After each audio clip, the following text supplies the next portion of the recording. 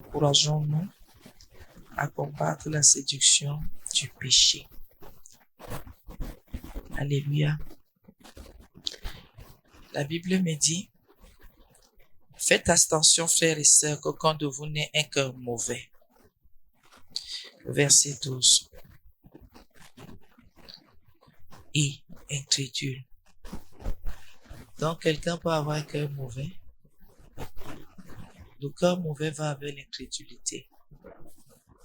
Parce que si mauvais va avec le mal, et tous ceux qui pratiquent le mal ouvertement sans se gêner, c'est parce qu'ils ne croient pas que le Seigneur existe, qu'il est vivant et qu'il puisse punir. Même la Bible nous le dit, que les méchants disent que Dieu ne punit pas. Ils demandent même qu'il est où votre Dieu là, qu'il vienne me punir.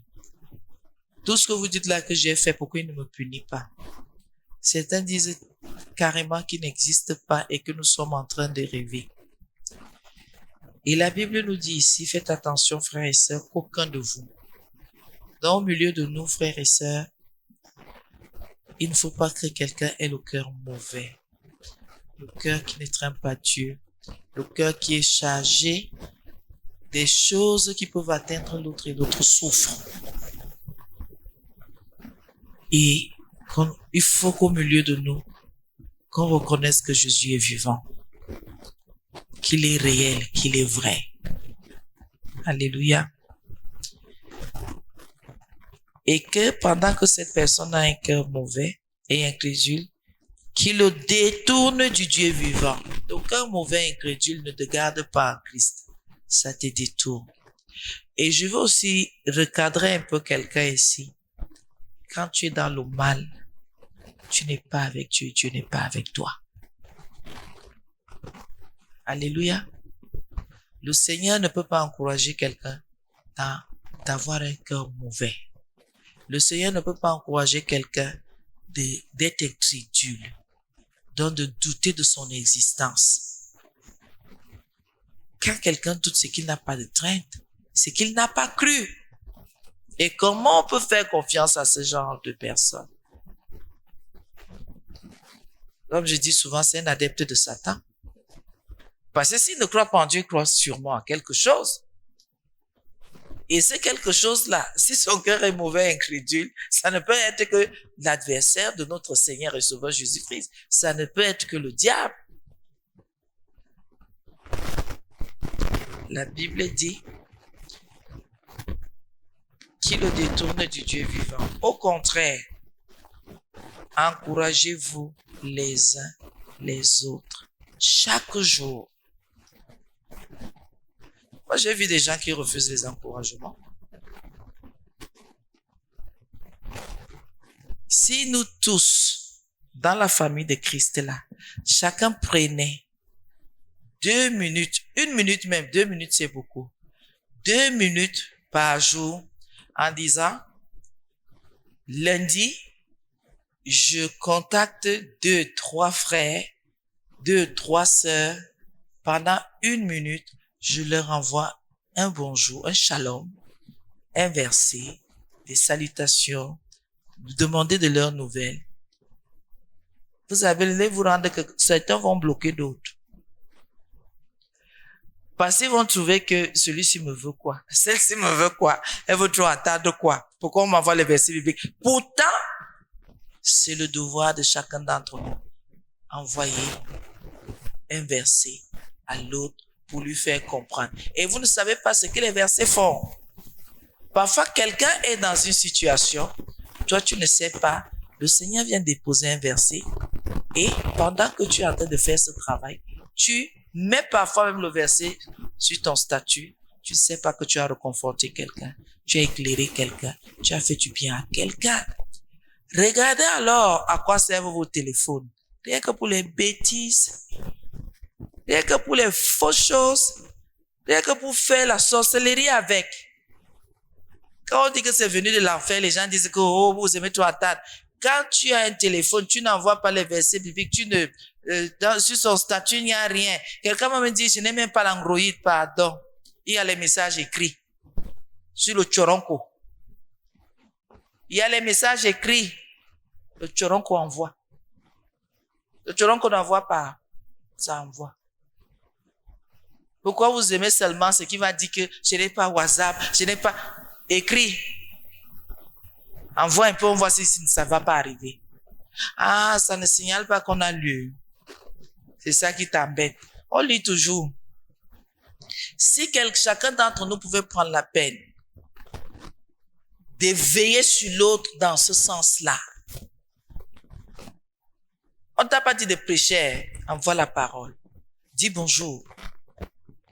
Comment tu vas ce matin? Ça suffit. Même si l'autre ne répond pas, ne te relâche jamais. Fais-le 365 jours, toute l'année. Et l'année qui recommence, tu recommences. Un jour, son cœur endurci là va se ramollir. Il va dire, frère, ça va. Sœur, ça va. Et toi là-bas, est-ce que ça marche? La patience dans la marche avec le Seigneur, c'est quelque chose. Et les frères et sœurs qui sont ici, envoie un peu. Il y a certains, il va taper 6 mois, il ne répond pas. Et là, tu te rends compte que il maudit même souvent quand c'est parce qu'il a mon numéro qu'il fait ça. Pourquoi il me persécute? Alors que, normalement, l'encouragement passe par là. Si tu ne veux pas lire, je te fais lire. Alléluia. Comme tu ne veux pas ouvrir la Bible, je te fais lire. Les bons chrétiens qui ne lisent pas la Bible là, c'est quand ils sont assis ici que tu vois celui-là regarder pour dire qu'il y a aussi ça dedans. Il y a ça dedans. Envoyez les versets bibliques. Envoyez la parole de Dieu. Envoyez, il y a une de mes filles là, je ne sais pas comment elle fait pour avoir tous les chants qu'elle a souvent. Je ne sais pas où vous partez souvent à prendre pour couper les champs, pour remettre, vous prendre. C'est beaucoup de travail. Hein? Son statut, quelqu'un peut passer 5 minutes sur son statut. Carrément. Les chants, les exhortations, c'est qu'elle-même elle écrit, c'est les... Je regarde souvent, je dis que tout le travail ici. Je me rends compte que quand elle revient de ses gardes, avant de dormir, c'est d'abord ce qu'elle fait. Parce que sinon, en pleine journée, vraiment, si tu n'as pas un temps, vraiment, 1 heure pour faire ça, parce qu'elle fait ça presque toutes les 24 heures. Il y a ça sur son statut. Et elle fait un travail et tu te rends compte qu'à partir de ces statuts, il y a beaucoup de gens qui regardent et beaucoup de gens qui apprécient et ça les soutient le matin. Donc, si elle fait un jour sans poster, les gens vont lui demander qu'il y a quoi? Tu as mal où? Habituer les gens, pas seulement à manger une nourriture physique, même la parole de Dieu est une nourriture. Donnez le petit déjeuner aux gens. Donnez le déjeuner. Donnez le dîner. Quand cela est favorable,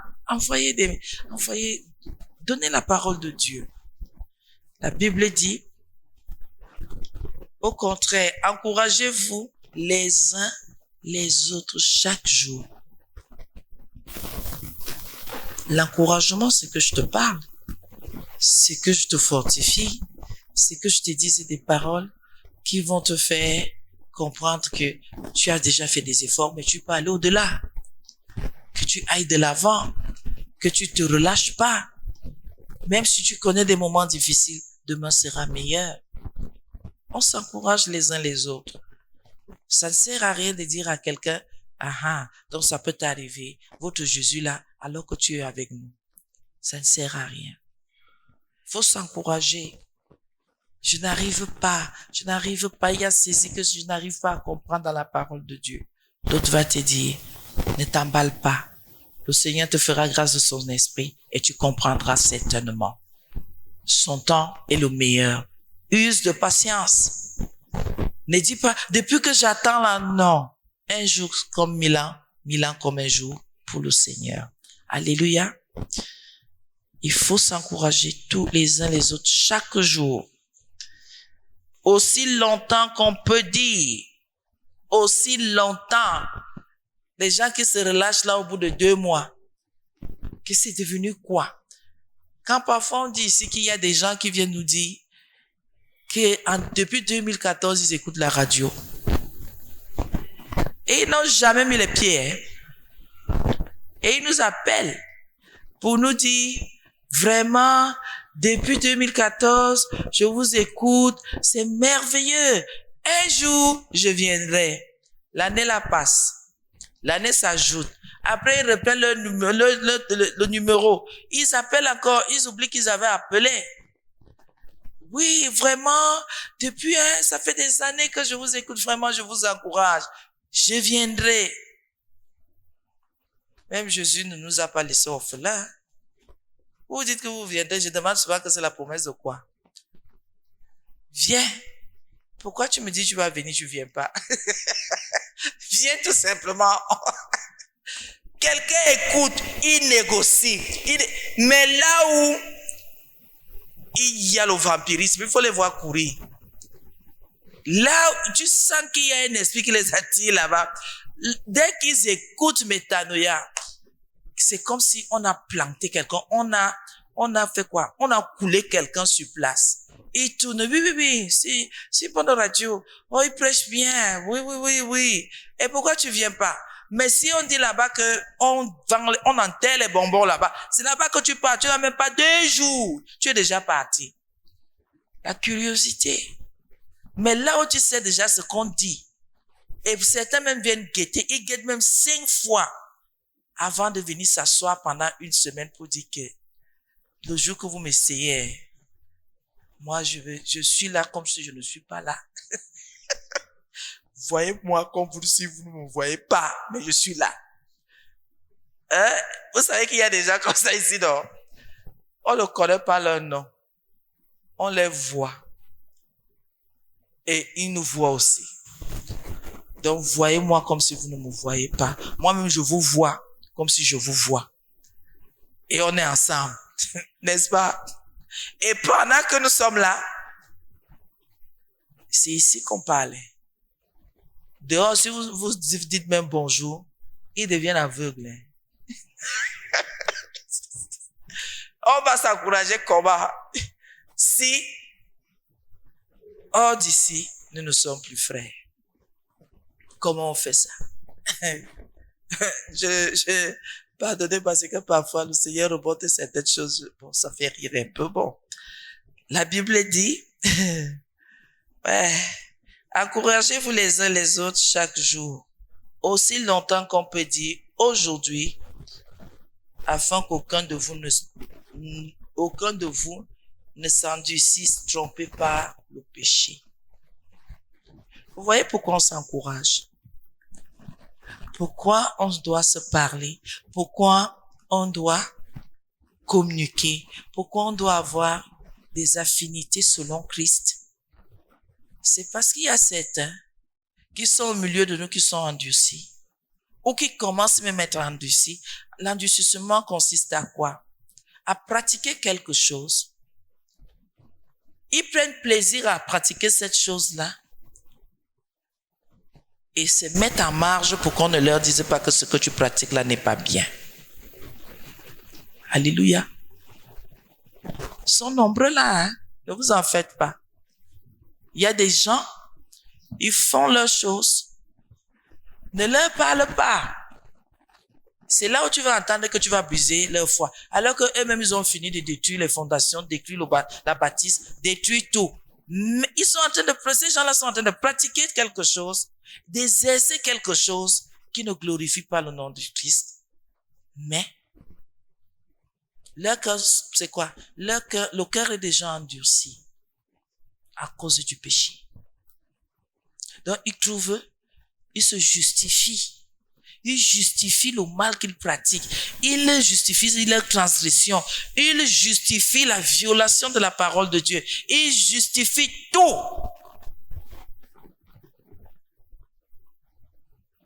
C'est pour cela qu'il faut s'encourager. Mais vous savez qu'on peut encourager quelqu'un en lui disant que, oh, c'est bien, tu as bien fait là. Mais tu sais que tu dois aller au-delà de ce que tu as fait là, non? Il y a mais, n'est-ce pas? Il y a mais, n'est-ce pas? Tu as déjà fait quelque chose, mais tu peux aller au-delà. Ce n'est pas te décourager, c'est t'encourager. Mais il y a certains, dès qu'on leur a dit ça, ils sont rentrés à leur vomi. La Bible dit que que nous devons nous encourager les uns les autres chaque jour, aussi longtemps qu'on peut le dire, aujourd'hui, afin qu'aucun de nous ne s'endurcisse trompé par le péché. Qui raisonne encore ici, qui justifie le mal qu'il pratique?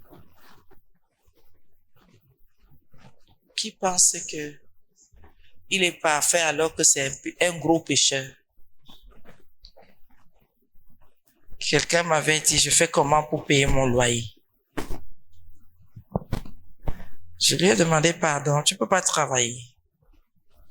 Tu peux d'abord prendre une maison qui coûte cher, tu peux pas aller prendre une chambre. Elle me dit que son standing. J'ai dit que standing, tu parles de standing alors que tu sais pas comment on fait pour travailler ou avoir de l'argent. Quel standing? Ton standing est zéro. Tu peux pas t'entretenir. Faut prendre les choses qui te permettent de t'épanouir en Christ. Et au niveau de tes moyens, tu peux prendre une maison de 50, 75 000. Tu as un salaire de 45 000. Tu dis que tu pars où? Le projet, c'est quoi? Après, il faut que tu augures tous les papas de tuer. Même la mouche ne doit pas passer. Tu es devenu comme le miel. Ça passe pas. Même Dieu connaît ma situation. Mais même si Dieu connaît ta situation, est-ce qu'il t'a dit que c'est la solution? C'est comme ça que tu dois marcher. Ce n'est pas comme ça qu'il t'a dit il fallait que tu marches. Il faut travailler. Il faut travailler. Surtout que le Cameroun est comme les États-Unis. Tu vends l'eau, tu deviens millionnaire un jour. Si, le Cameroun est comme les États-Unis. C'est parce que les gens sont en train, on dit qu'il n'y a pas de saut métier, il n'y a que des sauts gens. C'est normal. Au Cameroun, tu commences à vendre les beignets là. Tu peux faire à la fin de l'année des économies, tu t'achètes un terrain. Au Cameroun. Pas le bruit là. C'est que quand les gens veulent croiser leurs bras, vous savez, il y a des gens, ils ont pris leur cerveau, ils ont mis en location. Ils ont endormi leur cerveau. Maintenant, ils veulent aller utiliser le cerveau des autres. Pourquoi? Comment tu peux réfléchir et tu n'arrives pas à comprendre les choses élémentaires de ta survie? Tu as la caisse. Mets les biscuits, mets les bonbons, mets les allumettes, mets les choses de première nécessité. Tu vas vendre. Il faut quoi? Et tu as ton propre compte. Le jour que tu veux fermer pour aller à l'église, tu fermes, tu pars à l'église. Tu es ton propre patron. Personne ne viendra te dire que tu as fermé. Pourquoi? Peut-être le client. J'étais cherché hier. J'ai été prié. Tu voulais quoi? Ah, j'ai pris chez le voisin. Gloire à Dieu. Ça veut dire que c'était pour le voisin. Parce que quand on parle du péché, certains se disent que ce sont des trucs grands. Le fait d'avoir des pensées hautes, ça ne plaît pas à Dieu. D'accrocher son sac sur le sac de l'autre accroché sur son épaule, c'est là-bas que tu regardes alors que tu as ton épaule. Il faut faire très, très attention. Les gens réussissent parce qu'ils comprennent leur situation. Les gens s'en sortent parce que ils regardent à leur situation et ils réfléchissent pour trouver des solutions par la grâce de Dieu. Tous ceux qui pensent que leur situation, ce sont les autres qui doivent venir s'en occuper, ne s'en sortent jamais. Jamais. Même dans la famille de Dieu. Vous allez voir, on dit que programme de prière, quelqu'un ne vient pas. Jeûne, quelqu'un ne fait pas. Écoutez même la parole, priez même de dire que Seigneur, aide-moi à la mettre en pratique. La personne ne fait pas. Elle est là comme une loque humaine, comme une tombe, comme quelque chose qu'on a envoyé à l'église et que va les troubler. Quand la personne vient s'asseoir, c'est une porte ouverte, c'est le portail de l'enfer qui est venu à l'église. Maintenant, quand vous dites à la personne, non, c'est pas comme ça. Tu peux pas passer autant d'années, tu ne reçois pas l'Esprit de Dieu. Ce sont des choses qui ne sont pas normales. Non, est-ce que je sais même? Tu sais. Il y a des attitudes. Quand tu veux travailler pour manger, tu sais comment tu fais.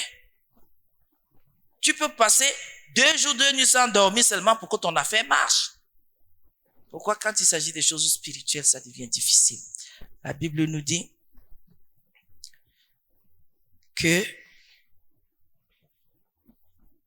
qu'aucun de vous ne s'endurcisse trompé par le péché.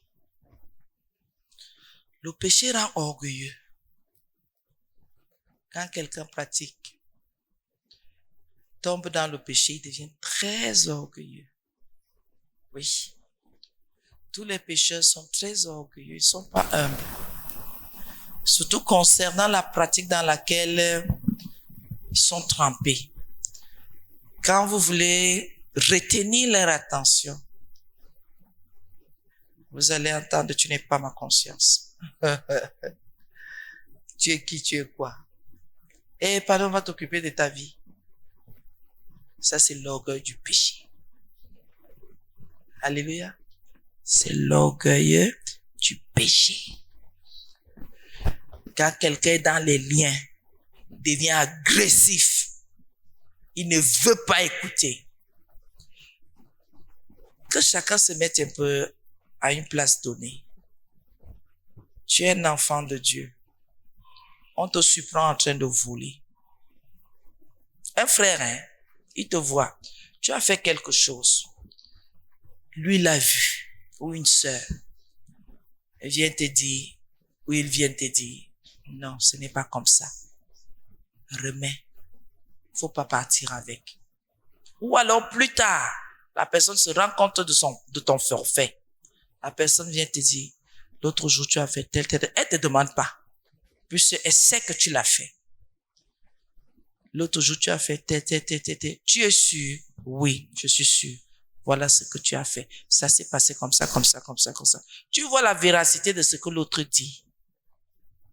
Mais tu lui dis que tu racontes des histoires, tu t'es imaginé ça.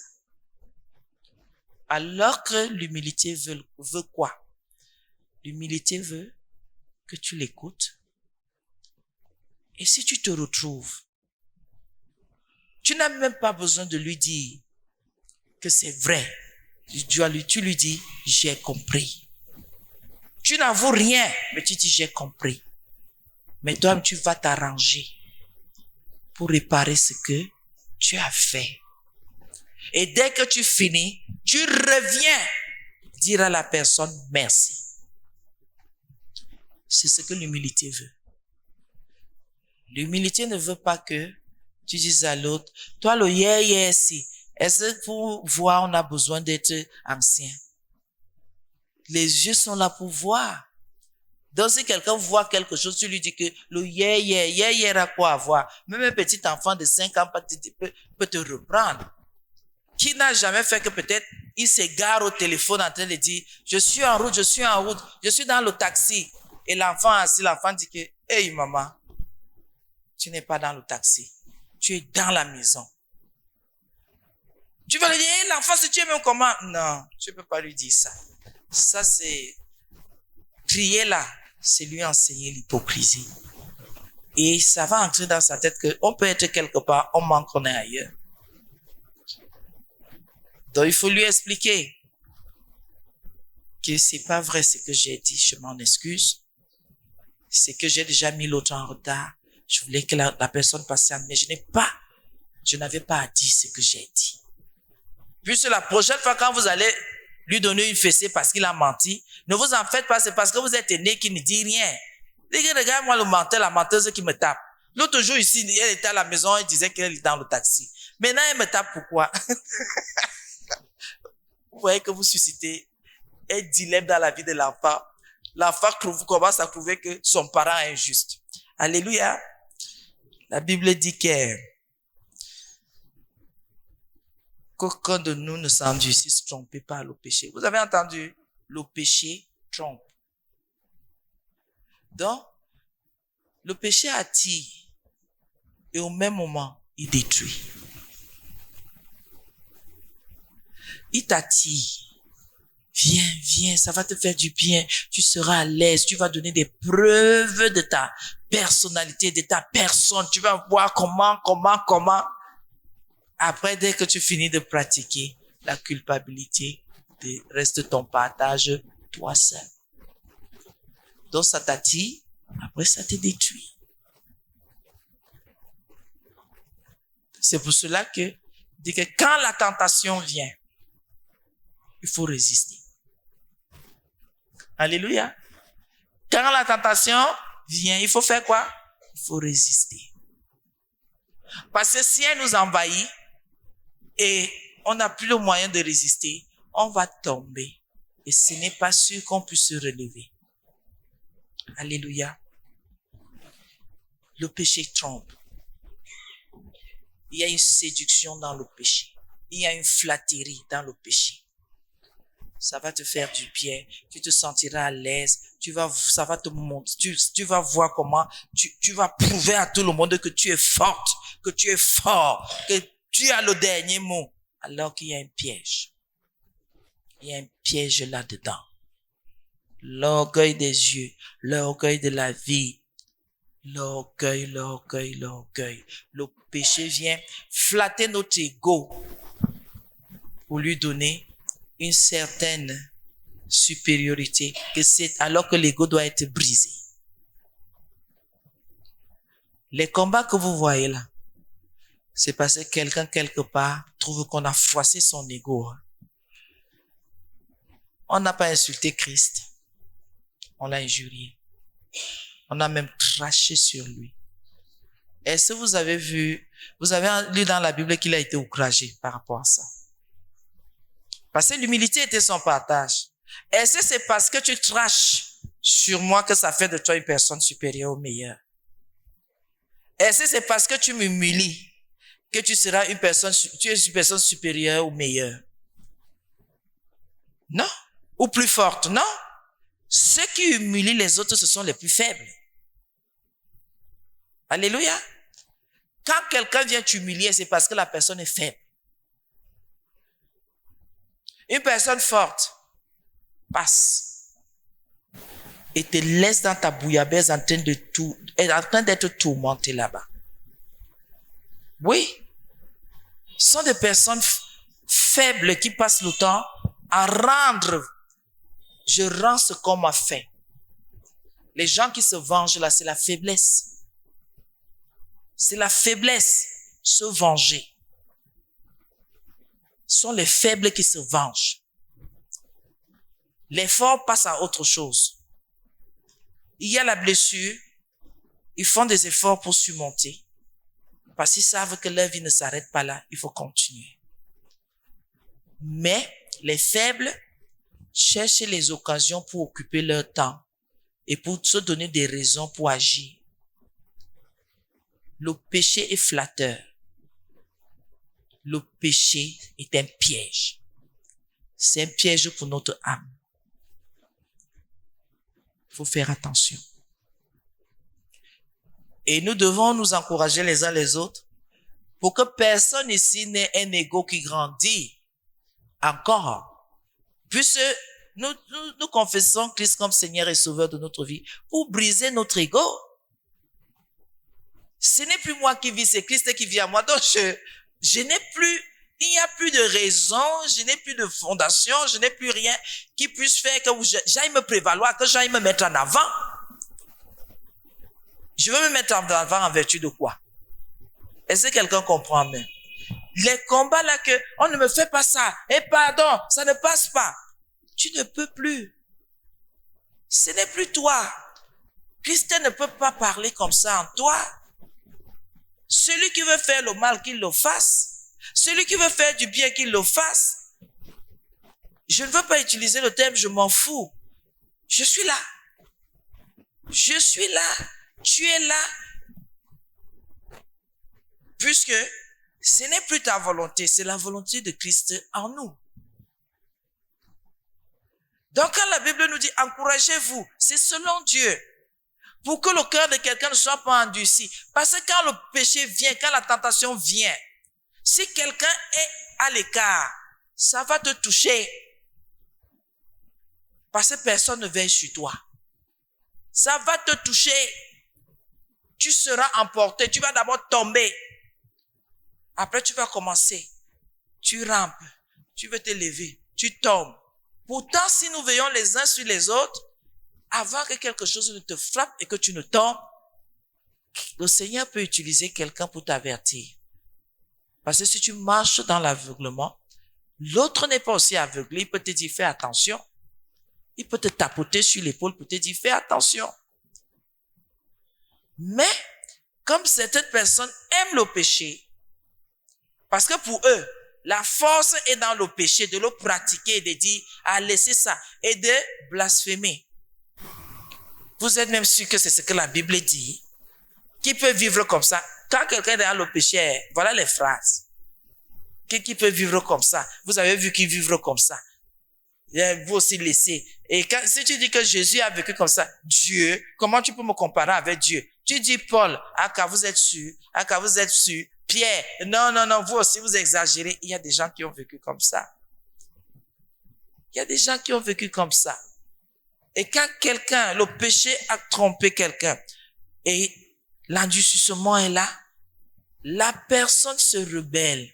La personne s'oppose, la personne blasphème, la personne déforme les écritures, la personne est en colère. Et la personne trouve que on ne doit pas lui parler. J'ai un de mes fils ici qui passe le temps à indexer l'un des frères dans la foi. Impudique il est, buveur il est, bizarre il est. Mais c'est le nom du frère qui est dans sa bouche. Il m'avait froissé à l'église. C'est pour cela que je suis parti de l'église. L'église n'est pas la maison du frère. L'église n'est pas ma maison. On se retrouve seulement. Comment un frère peut faire que moi je ne viens plus à l'église? Ça ne tient pas. Bon, c'est le frère aussi qui t'a envoyé dans l'impudicité. Alors que tu étais déjà impudique étant à l'église. Tu étais là, tu faisais. Pourquoi aller prendre un raccourci sur le frère alors que tu es ivrogne, tu es impudique? Aujourd'hui, tu dis que ce n'est même pas écrit dans la Bible, on a compris que on ne savait pas qu'il y avait encore un taux élevé dans l'alphabet au Cameroun, que même lire les Saintes Écritures, le béaba est un problème. Maintenant, il vit ici son frère dans la foi. Non, il m'avait froissé. Non. Ça, c'est l'échappatoire. Ça, c'est l'échappatoire. Comme certaines mamans qui sont arrivées ici il y a une année. Oh, il n'y a pas l'amour ici. Je les ai appelées. J'ai dit, vous dites que quoi? Il n'y a pas l'amour dans cette assemblée. Comment il n'y a pas l'amour quelque part? Le Seigneur vous a envoyé en mission de venir nous enseigner comment on aime. Vous fuyez. Est-ce que vous savez que vous n'avez pas fini votre mission ici? Il faut venir nous montrer. Parce qu'il ne suffit pas de dire il n'y a pas l'amour. Donc vous savez comment se manifeste l'amour. Venez nous enseigner. Non, ce n'est pas ça. J'ai dit que c'est trop facile de critiquer. C'est trop facile de porter critique. Venez, si vous avez discerné, venez nous dire. Alors que elles aimaient là où on vend l'eau, on boit la tomate, on mange les pommes. Et comme il n'y avait pas ça ici, elle dit pardon, passez votre route. Il n'y a pas l'amour ici, il n'y a pas l'amour. Si vous-même connaissez l'amour, l'amour fait que si l'autre ne connaît pas, tu prends la main de l'autre et tu lui dis c'est comme ça. C'est ce que la Bible nous dit. Tu ne peux pas être hors de la maison de Dieu. Tu peux te placer à un carrefour, tu dis, il n'y a pas l'amour là-bas. Tu as aimé qui ici? Toi qui connais l'amour, tu as aimé qui? À la fin, on s'est rendu compte que elle avait soif d'eau, elle avait soif de tomates et elle avait soif de pommes. On a dit, on a compris. Parce qu'en général, quand quelqu'un dit le péché l'a déjà trompé, l'endurcissement est là. La personne cherche des échappatoires, des petites choses comme ça, comme les petites fourmis. Pour vous indexer, pour t'indexer, m'indexer, pour dire que c'est nous qui dérangeons sa foi, alors qu'il n'y a jamais eu foi. Ça veut dire que leurs cœurs sont mauvais. Ils ne veulent pas avouer que leurs cœurs sont mauvais et incrédules. Ils ne veulent pas avouer. J'ai entendu ici, c'est parce qu'on a dit que je suis sorcier, que je suis sorcier, que ma foi est partie. Toi-même. C'est même quand on indexe quelque chose que tu dis que Seigneur, c'est même ici que moi je t'attrape alors pour dire que tu vas me délivrer. Alléluia. Tu vas me délivrer. Parce que je sais que tu es le Dieu des impossibilités. Tu vas te manifester. C'est là où toi, tu quittes l'église pour dire que on m'a diffamé. Je vais vous poser une question vraie. Qui se connaît ici? Ça, je ne peux pas faire. Ça, je ne peux pas faire. Spirituellement parlant, qui se connaît ici? Quelqu'un se connaît spirituellement. Certains, même physiquement, ils ne se connaissent pas.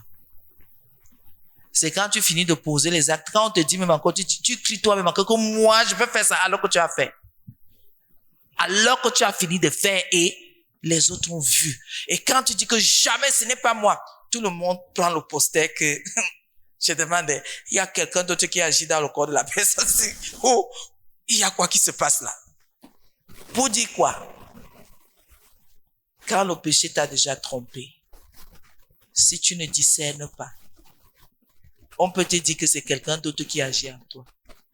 Parce que tout ce qu'on va te dire, tu vas dire que c'est le mensonge. Alléluia. Je ne suis pas comme ça. Je me connais. Il y a des gens qui me disent, je suis gentil. Le mal ne peut pas sortir de moi. Je cale souvent et dis que, attends. Tu as Christ? Non. Et tu dis que le mal ne peut pas sortir de toi. C'est la crainte de Dieu qui nous retient. Sinon, la chair t'amène, tu finis. Après, quand toi tu vois les dégâts, tu dis que c'est moi. Moi, je voulais seulement faire un peu, ce qui est beaucoup là, moi, je savais pas que ça allait être beaucoup comme ça. Alléluia. On nous dit qu'aucun de nous ne s'endurcisse trompé par le péché. On a perdu beaucoup d'enfants que Christ avait appelés à cause de l'endurcissement. Une situation se passe au lieu que quelqu'un lâche la situation, au lieu que quelqu'un en parle et qu'on continue. La personne veut avoir raison. Vous savez que c'est ça, non? La personne veut avoir raison. La personne ne veut pas comprendre, mais elle veut avoir raison. Elle veut avoir le dernier mot. Dès que vous lui dites c'est comment? Mais prie, il y a quoi même? Pourquoi vous faites que la chose de Dieu devient comme votre chose? Est-ce que ça vous appartient? Si c'est lui qui a dit, c'est lui le docteur de ça. Ça ne nous concerne pas. Peut-être que ça agit en nous, mais remettons-lui le dossier. D'abord, lui, il a même déjà le dossier. Maintenant qu'on a conscience, ça nous avertit tout simplement de nous améliorer dans notre conduite pour que Satan n'ait plus raison, n'ait plus accès. Alléluia. Et la Bible dit, en effet, nous sommes devenus les compagnons de Christ pourvu que nous nous retenions fermement jusqu'à la fin de notre position première. Et quand on parle donc de s'encourager, je dois dire à mon frère, je dois dire à ma sœur, le chemin est long, parsemé d'embûches par l'ennemi. Mais nous y arriverons par la grâce de Dieu. Alléluia. Pour dire à quelqu'un ici que nous devons nous encourager. Je dois te prendre sous mon aile, toi aussi tu me prends. Même si c'est difficile, si tu ne manges pas, je te donne un bol de riz. Si tu n'as pas d'argent de taxi, je divise mes 200 francs, tu as 100 francs, j'ai 100 francs. Mais que toi-même aussi tu aies les mêmes entrailles. Alléluia. Oh, je peux au chef bandit. Il ne faut pas jouer au chef bandit. Que toi, tu as même colo. Toi, tu viens encore prendre mes ngoma. Ça ne donne pas. Hein?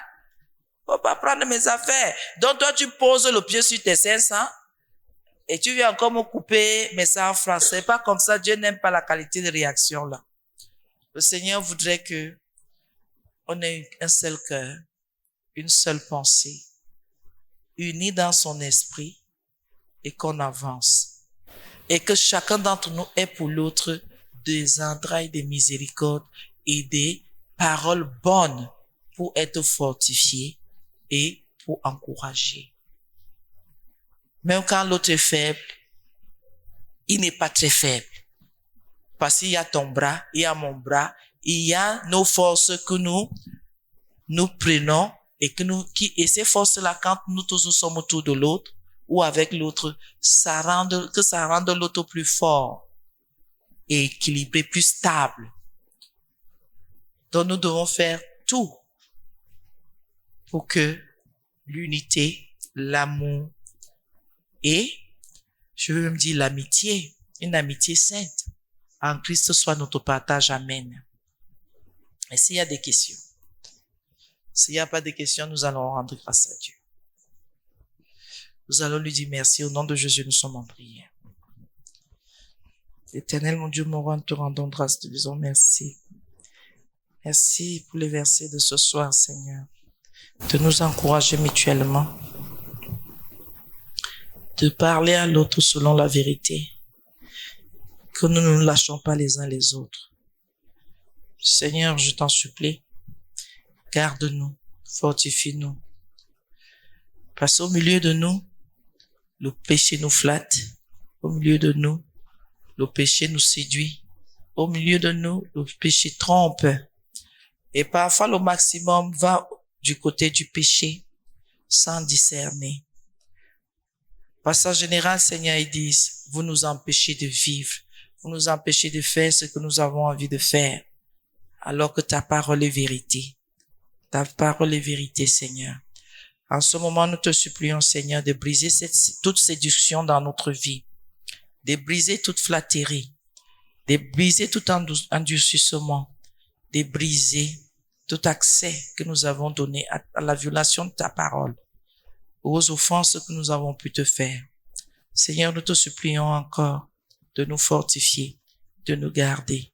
Brise en nous, brise en nous, brise en nous l'ego, brise en nous l'orgueil, brise en nous les raisonnements, brise en nous l'endurcissement, brise en nous l'insensibilité, l'insensibilité, l'insensibilité, la méchanceté,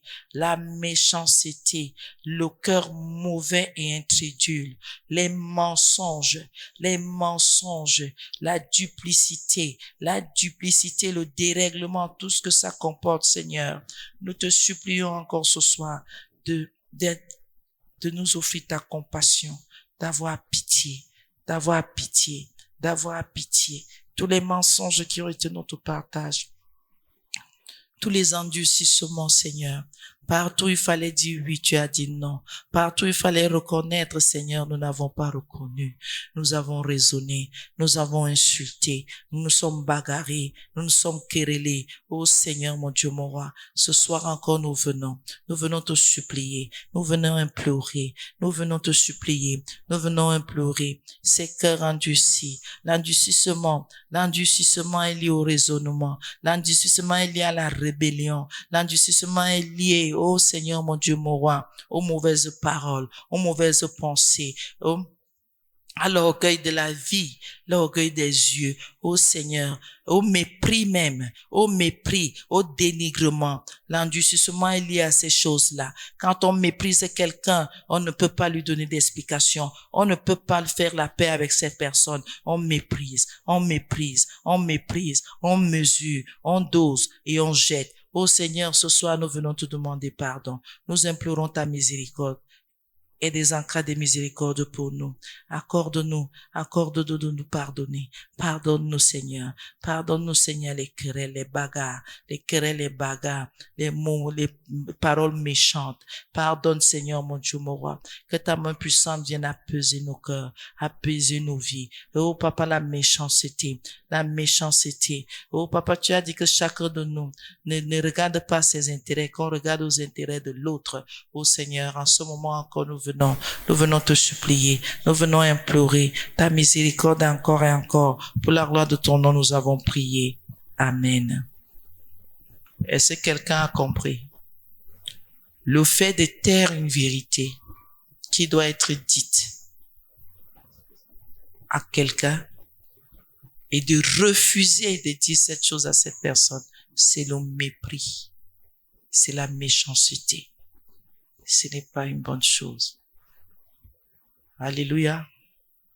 Sachez-le. Se taire, c'est bon. Mais si ça concerne, si ça peut guérir quelqu'un, si ça peut rassurer quelqu'un, si ça peut briser, si ça peut mettre les œuvres de Satan en spectacle, il faut savoir dire les choses. Parce que les cachets, le Seigneur le sait, Satan le sait. C'est un accès que tu as toujours gardé, une porte ouverte. Même si tu prends quel genre de résolution, Satan sait que tu as caché, il va toujours te troubler. Alléluia. C'est une porte ouverte. Tu vas avoir l'impression qu'elle est fermée pendant un moment. Après, tu vas voir que il y aura toujours des infiltrations. Il y aura toujours des choses qui vont entrer par là. Tu auras toujours de mauvaises pensées, de mauvaises dispositions. Le rejet sera ton partage. Des réactions bizarres seront toujours ton partage. Pourquoi? La vérité doit toujours être dite.